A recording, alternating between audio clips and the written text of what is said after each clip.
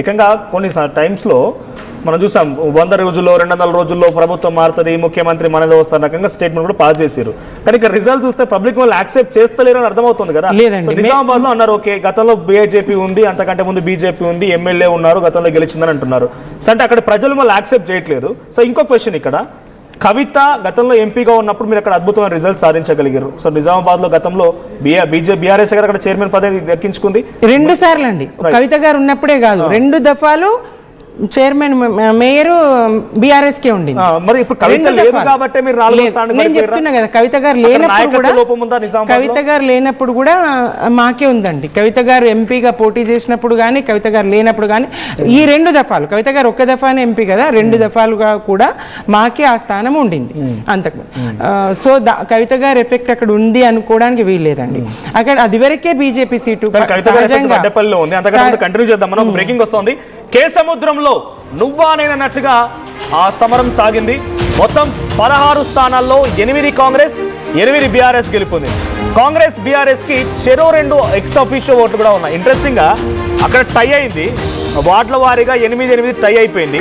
ఆ తర్వాత ex officio ఓట్లు కూడా టై, ఇద్దరికి చెరో 2 ఎక్స్ అఫీషియో ఓట్లు ఉన్నాయి. అయితే బీఆర్ఎస్ కు ఎమ్మెల్సీ పోచంపల్లి, తక్కలపల్లి రవీందర్ ఇద్దరు ఉండగా 3వ ఎక్స్ అఫీషియో ఓటు కోసం బీఆర్ఎస్ పార్టీ ప్రయత్నాలు చేస్తోంది.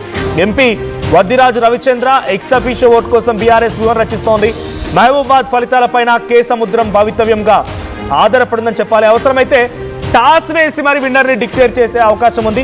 సో ఇప్పటికిప్పుడు మున్సిపల్ చైర్మన్ పర్సన్కి ఈ రోజే కాదు 16వ తేదీ వరకు అవకాశం ఉంది. 14వ తేదీ వరకు నమోదు చేసుకోవచ్చు ఎక్స్ అఫీషియో, అంటే రేపటి వరకు నమోదు చేసుకోవచ్చు ఎక్స్ అఫీషియో ఎటువైపుగా ఉంటారనేది. సో పోచంపల్లి అండ్ తక్కలపల్లి రవీంద్రరావు ఇద్దరు ఎక్స్ అఫీషియో మెంబర్లుగా ఉండగా వద్దిరాజు రవిచంద్ర కనుక వాళ్ళకి సహకరిస్తే వాళ్ళ మ్యాజిక్ ఫిగర్ దాటిపోతుంది, చైర్పర్సన్ పీఠాన్ని దక్కించుకోవచ్చు. కానీ ఇక్కడ 8 ప్లస్ 2 ఎక్స్ అఫీషియో కూడా ఉన్నాయి. ఇంకో బ్రేకింగ్ అంతోంది. రంగారెడ్డి జిల్లా ఇబ్రహీంపట్నంలో కాంగ్రెస్ కి బిగ్ షాక్ తగిలింది. స్థానిక ఎమ్మెల్యే మల్రెడ్డి రంగారెడ్డికి ఓటర్లంతా షాక్ ఇచ్చారు. మొత్తం 24 వార్డుల్లో 13 స్థానాల్లో బీఆర్ఎస్ గెలుపొందింది. కాంగ్రెస్ పార్టీ 8 స్థానాలకు మాత్రమే పరిమితమైంది. బీజేపీ 2, ఇండిపెండెంట్లకి 1 స్థానం లభించింది.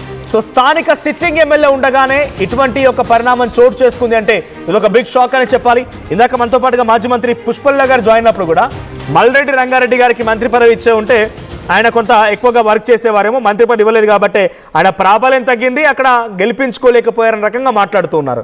సో కంటిన్యూ చేద్దాం ఇదే డిబేట్ని. రైట్, మరొక బ్రేకింగ్ కూడా వస్తోంది. ధర్మపురిలో కాంగ్రెస్ దూకుడు కనిపిస్తోంది. కాంగ్రెస్ క్లీన్ స్వీప్ 15కు 15 కాంగ్రెస్ అభ్యర్థులు గెలుపొందారు. మాజీ మంత్రి కొప్పుల ఈశ్వర్కి అక్కడి ఓటర్లు షాక్ ఇచ్చారు. సో ధర్మపురి నుంచి ప్రజెంట్ ఎమ్మెల్యేగా కొనసాగుతున్నారు అడ్డూరు లక్ష్మణ్ కుమార్. మంత్రివర్గంలోకి చోటు లభించిన ఆయనకి ఎస్సీ వెల్ఫేర్ మంత్రిగా ఉన్నారు ఆయన. సో ఈ నేపథ్యంలోనే ధర్మపురి నియోజకవర్గానికి క్లీన్ స్వీప్ వచ్చింది. ఇందాక నేను చెప్పాను, మాజీ మంత్రి పుష్పల్లా గారు చెప్పినట్టుగా ఇబ్రహీంపట్నంలో మంత్రి పదవి రాలేదు కాబట్టి అక్కడ బీఆర్ఎస్ పార్టీ గెలుపొంది ఉంటుంది బహుశా వాళ్ళు చెప్తున్న ప్రకారంగా.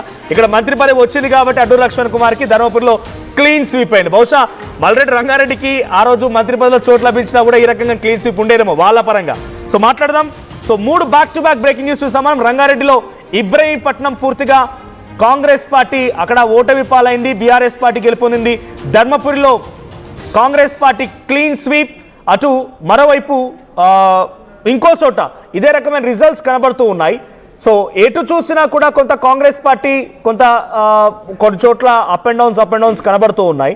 సో పుష్పరెడ్డి గారు, మీరు ఇందాక అన్నారు ఇబ్రహీంపట్నానికి సంబంధించి మల్రెడ్డి రంగారెడ్డి గారికి మంత్రి పదవిలో చోటు లేదు కాబట్టి ఆయన కొంత ప్రచార తీర్థంలో పాల్గొనలేకపోయారు, పవర్ఫుల్ కానీ గెలుపొందలేదు. కానీ ధర్మపురి నియోజకవర్గంలో ధర్మపురి మున్సిపాలిటీలో అడ్డూరు లక్ష్మణ్ కుమార్ మంత్రి పదవి ఉంది, క్లీన్ స్వీప్ వచ్చింది. మీ మాట నిజమైంది అనుకోవాలా, మీ మాటని పరమావధిగా తీసుకోవాలి ఇప్పుడు పార్టీ? అంటే అట్లకి ఎత్తుకోను పీపుల్.